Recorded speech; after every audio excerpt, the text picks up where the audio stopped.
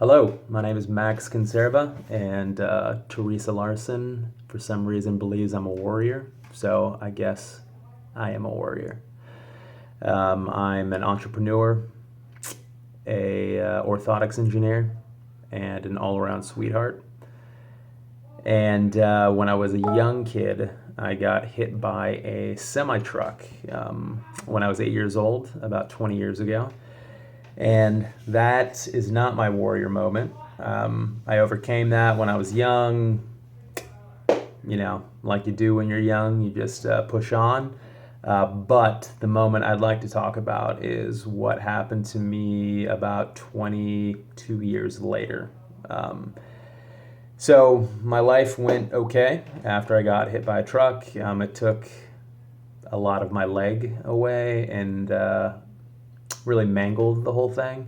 But I wore a brace. I still wear a brace, and I was able to get on enough to not seemingly detract from my life. However, it wasn't until 20 years later that I realized that I actually didn't overcome everything from that instance. Specifically, I always thought that I had uh, kind of conquered all the aspects of my injury. I felt like nothing really bothered me about it. However, I began to realize at a certain point that I was actually just a really good master of my environment. So the things I hadn't addressed, I would just avoid. And what I mean is, I wouldn't put myself in situations or be with people that would potentially expose myself, in this case, my mangled and deformed leg. So, and I didn't really recognize this. I kind of understood, obviously, consciously, I didn't let people see me in that manner. And when I say I didn't let them see me, I didn't wear shorts. I dated a girl, my then girlfriend, for about 8 years at the time, and never once did she see my leg without my brace. And I don't really think it was a big deal.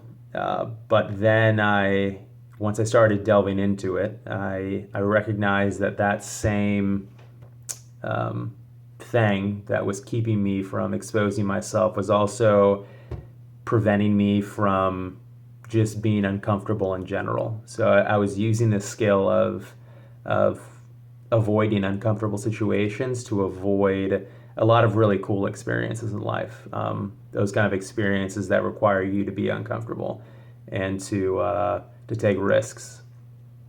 And so it wasn't until I became a 30-year-old man and I started examining my life and went back to all facets of my life and ultimately landed onto my disability and kind of began this process of, hey, I'm 30. I've got this injury I've had for 20 years. I really haven't seen a professional about it in 20 years or so. Maybe it's time I go get a checkup. So I went around and saw some orthopedic surgeons. I also went to see some physical therapists. And one of the physical therapists I saw actually worked at a CrossFit gym. That was his office. And he encouraged me to try CrossFit, even though I had a ton of doubts. And getting inside the CrossFit gym really began to start to change things for me. Because once I plunked my money down and invested like $300, I thought, okay, I'm in this at least for 1 month. And when I got in there, I saw how technically complicated most of the movements were. And I realized that, hey, some people can hurt themselves doing this. And I have a really jacked up leg that doctors don't even understand. There's no way the coaches are going to know what to do with me. The best thing I can do is be the guy that's in front of the class, asking all the questions. I got to wear shorts. I got to let everybody know what I'm working with. So I can really take advantage of this experience and frankly just not screw myself up. And so I declared to myself that this would be a private space where I would kind of drop all my guard, not worry about who was there, what people would see my brace, people would see me expose myself, fail doing activities that I, probably couldn't do, and just give that a try, regardless of who's there, whether it's my friends, because I had some friends that were doing CrossFit at the time, my neighbor or strangers, maybe my neighbors, women. So as I got into that, I started to recognize a few things. One, really quickly, no one really gave a shit. No one really cared that I had a brace on my leg, and my leg was kind of crooked and messed up. And two, I was really uncomfortable, and by that virtue, I was really learning a lot. So, for example, I didn't think I could run. It was just something I didn't do. Like, I just wrote it off a decade ago.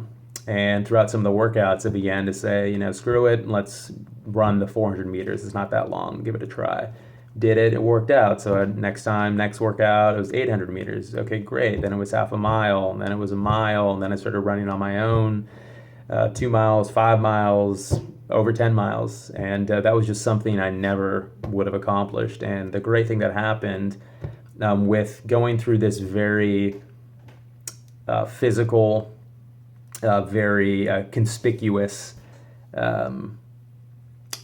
injury or conspicuous problem I had, it really helped me reflect on the rest of my life in terms of what other things, other situations, questions about myself was I tactically avoiding simply because I wasn't comfortable and didn't want to face them.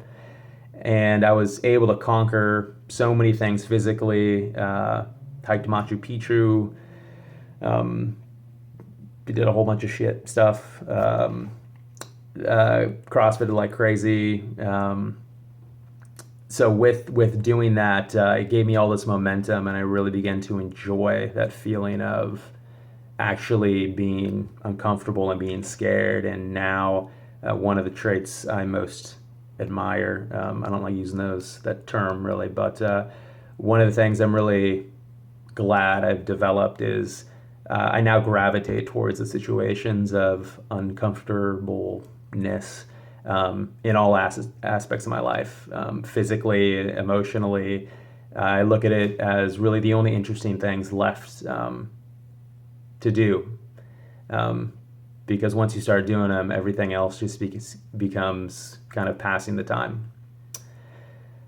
So that leaves me to today. My story's long. You can check it out at goodleg. Where's that light? At goodleg.org. Goodleg.org. I am an athlete.